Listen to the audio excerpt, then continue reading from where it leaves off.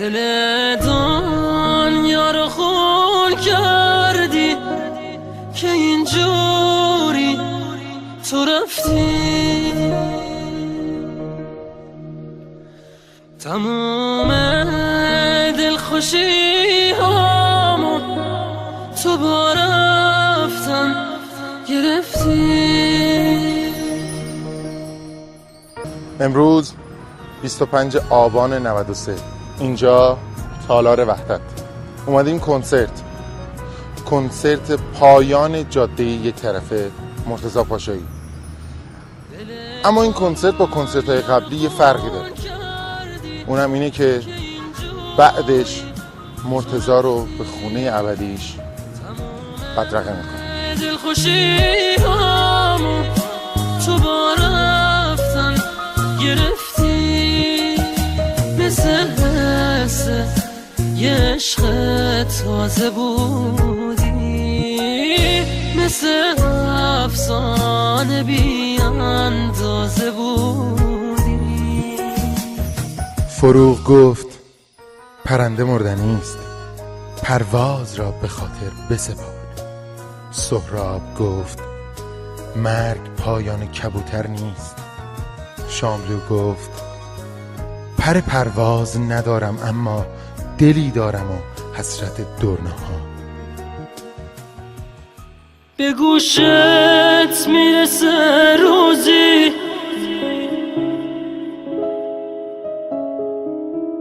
که بعد از تو چی شد حالم، چجوری گریه می کردم که از تو دست بردارم. یه کاغذ یه خودکار دوباره شده همدم این دل دیوونه، یه نامه که خیسه پر از عشقه و کسی بازمونه میخونه. یه روز هم اینجا توی اتاقم یه دفعه گفت داره میره، چیزی نگفتم آخه نخواستم دلشو غصه بگیره. گریه میکردم درو که میبست، میدونستم که میمیرم. اون عزیزم بود نمیتونستم جلوی راشو بگیرم.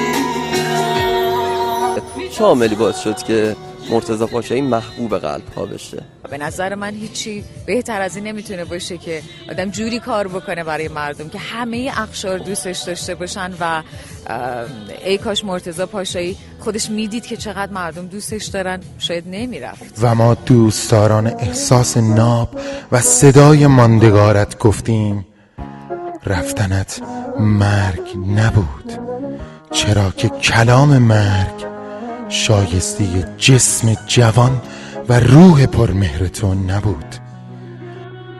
بغضم گرفته وقتشه ببارم، چه بی هوای گریه دارم.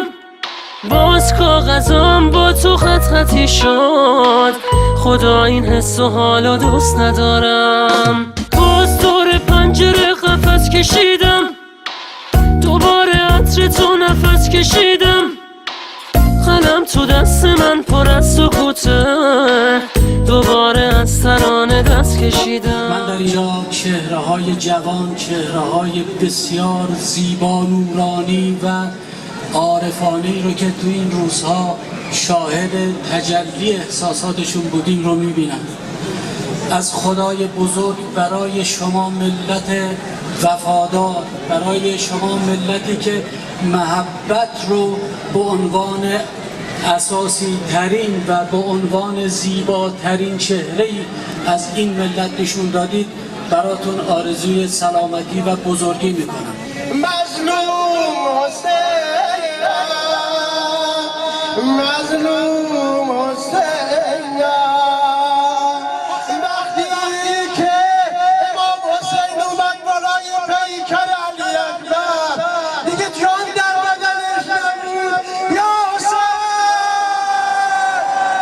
میگم که خوشبالش که اینقدر با عزت داره میره. خدا خیلی دوستش داره. خیلی